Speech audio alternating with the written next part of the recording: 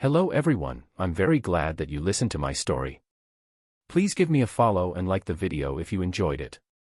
Feel free to comment and provide feedback so I can improve the sound quality. Yes, we invite you to listen to part 1 of the series. Chapter 1, The Light at the End of the Tunnel. I never believed in the whole light at the end of the tunnel folly where people, after experiencing near-death experiences, would startle awake in a cold sweat exclaiming, "I saw the light." But here I am currently at this so-called tunnel facing a glaring light, when the last thing I remember was sleeping in my room. Others call it the royal chamber. Did I die? If so, how? Was I assassinated? I don't remember wronging anyone, but then again, being a powerful public figure gave others all sorts of reasons to want me dead. Anyway, since it didn't seem like I was going to wake up anytime soon, while I slowly gravitated towards this bright light, I might as well go along with it. The journey seemed to take an eternity. I half expected a choir of children to be singing an angelic hymn, beckoning me towards what I hoped would be heaven. Instead, my vision of everything around me turned into a blur of bright red as sounds assaulted my ears. When I tried to say something, the only sound that came out seemed to be a cry. The muffled voices became clearer and I made out a, "Congratulations sir and madam, he's a healthy boy." Wait. I guess normally, I should be thinking along the lines of, shit, was I just born? Am I a baby now? But strangely, the only thought that seemed to pop up in my mind was, so the bright light at the end of the tunnel is the light coming through into the female vag. Haha, let's not think about it anymore. Assessing my situation in rational king-like manner, I noticed, first of all, that wherever this place was, I understood the language. That's always a good sign. Next, after slowly and painfully opening my eyes, my retinas were bombarded with different colors and figures. It took a bit of time for my infant eyes to get used to the light. The doctor, or so it seemed, in front of me had a not-so-appealing face with long, graying hair on both head and chin. I swear his glasses were thick enough to be bulletproof. The strange thing was, he wasn't wearing a doctor's gown nor were we even in a hospital room. I seemed to have been born from some satanic summoning ritual because this room was lit only by a couple of candles and we were on the floor over a bed of straw. I looked around and saw the female who pushed me out of her tunnel. Calling her mother should be fair. Taking a few more seconds to see what she looked like, I'd have to admit she's a beauty, but that might have been caused by my half-blurry eyes. Rather than a glamorous beauty, I would better describe her as lovely, in a very kind and gentle sense, with distinct auburn hair and brown eyes. I couldn't help but notice her long eyelashes and perky nose that made me want to just cling to her. She just permeated this motherly feel. Is this why babies were attracted to their mothers? I peeled my face away and turned right to barely make out the person who I assumed was my father by the idiotic grin and teary eyes he gazed at me with. Immediately he said, "Hi little Art, I'm your daddy, can you say dada?" I glanced around to see both my mother and the house doctor, for all the certification he seemed to have, roll their eyes as my mother managed to scoff, "Honey, he was just born." I took a closer look at my father and I can see why my lovely mother was attracted to him. Besides the few loose screws he seemed to have by expecting a newborn to articulate a 2-syllable word, I'm just going to give him the benefit of the doubt and think he said that out of the joy of becoming a father. He was a very charismatic-looking man with a cleanly shaven square jawline that complemented his features. His hair, a very ashy brown color, seemed to be kept trim, while his eyebrows were strong and fierce, extending in a sword-like fashion meeting to a V shape. Yet, his eyes held a gentle quality, whether it was from the way his eyes drooped a bit at the end or from the deep blue, almost sapphire, hue that radiated from his irises. He isn't crying. Doctor, I thought newborns were supposed to cry when they are born. I heard my mother's voice. By the time I finished checking observing my parents, the wannabe doctor simply excused himself saying, "There are cases where the infant does not cry. Please continue resting for a couple of days Mrs. Lewin, and let me know if anything happens to Arthur, Mr. Lewin." The following couple of weeks after my journey out of the tunnel was a new kind of torture for me. I had little to no motor control over my limbs except being able to wave them around, and even that got tiring quickly. I realized all too grudgingly that babies don't really get to control their fingers all that much. I don't know how to break it to you guys, but when you place your finger on a baby's palm, they don't grab it because they like you, they grab it because it's like getting hit in the funny bone, it's a reflex. Forget motor control, I can't even excrete my wastes at my discretion. I was not yet the master of my own bladder. It just came out. Ha! On the bright side, one of the few perks that I became happily accustomed to was being breastfed by my mother. Don't get me wrong, I had no ulterior motives whatsoever. It's just that breast milk tasted a lot better than baby formula and has better nutritional value, okay? Please believe me. The satanic demon summoning place seemed to be my parents' room, and from what I figured, the place that I was currently stuck in was, hopefully, a place in my world from the past, when electricity hadn't yet been invented. My mother quickly proved my hopes wrong as, one day, she healed a scratch on my leg from when my idiotic father bumped me against a drawer while swinging me around. No. Not like, Band-Aid and a kiss heal, but a full-blown, shining light with a faint hum from her freaking hands type of healing. Where the hell am I? My mother, named Alice Lewin, and my father, named Reynolds Lewin, at least seemed to be good people, hell if not the best. I suspected my mother was an angel because I've never met such a kind-hearted, warm person. While being carried on her back by a baby cradle strap of some sort, I went with her to what she called a town. This town of Ashbur was more of a glorified outpost, seeing that there were no roads or buildings. We walked on the main dirt trail where there were tents on both sides with various merchants and salesmen selling all sorts of things, from common, everyday necessities to things I couldn't help but raise a brow at, like weapons, armor, and rocks, shining rocks.